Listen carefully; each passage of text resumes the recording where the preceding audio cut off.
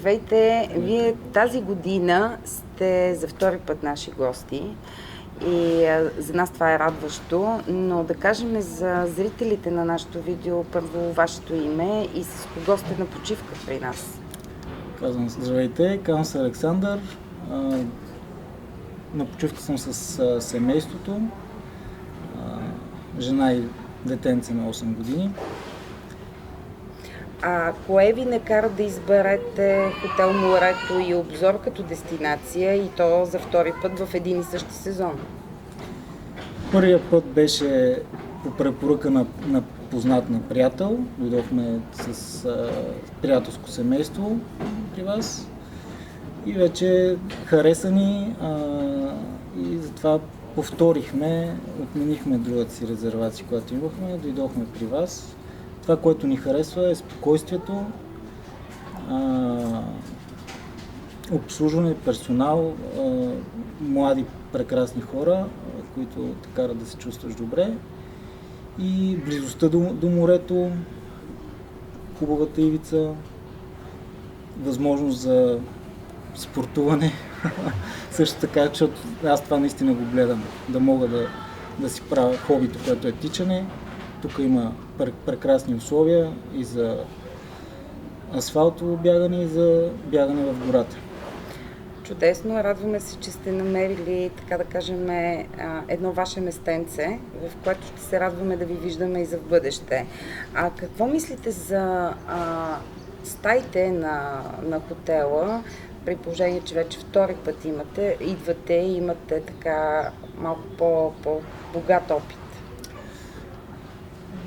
Стаите са перфектни. Това не е стаята си апартамент, което дава повече простор. Не сме само в една стая, тъй като когато сме трима души, нали, сме само в една стая, това със сигурност създава малко дискомфорт. Тук се радваме на просторно място с балконче. Всичко е прекрасно.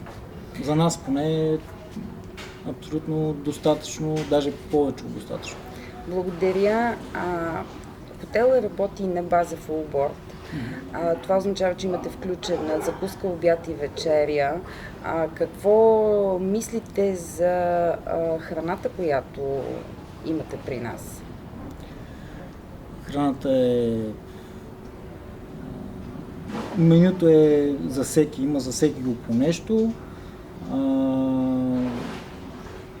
Всеки ден различни неща. Просто колкото и да си претенциозен, ще намериш какво да ядеш.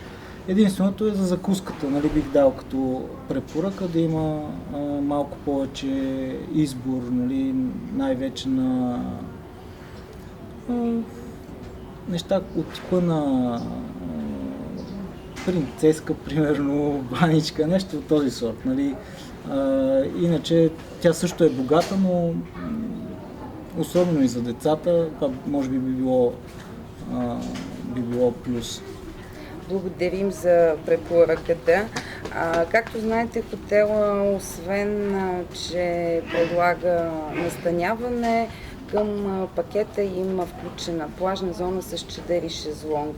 Като удобство, това как е за туриста? Определено това също печели, защото не мислиш, имаш осигурено място на плажа и то достатъчно. Широко е, пак не е така наблъскано да си един върху друг и е много близко. Тоест, близостта на плажа и на отделеното място на плажа за гостите на хотела е перфектно. Благодарим ви.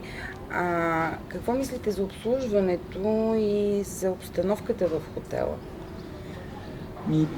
Също бих казал, че наистина доста добре.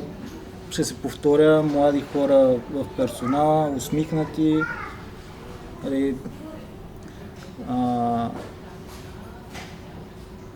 Ще цитирам, Здравко беше момчето на... Да, Здравко, примерно той казва, единственото нещо, което вие трябва да правите, е просто да си почивате. Нали? Когато ние попитаме за нещо, ако може, дали може, той къде естествено веднага.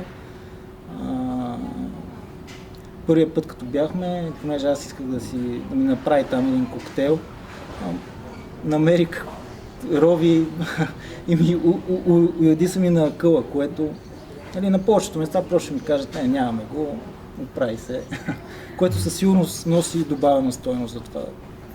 Така че наистина са много, много приятни младежите. Какви са вашите препоръки към нас, към хотела, към обзор като дестинация? Към хотела не го разваляйте. Нека да си бъде така, като гледаш да има зеленина, да има простор, да има все така да е с желание към госта да се подхожда.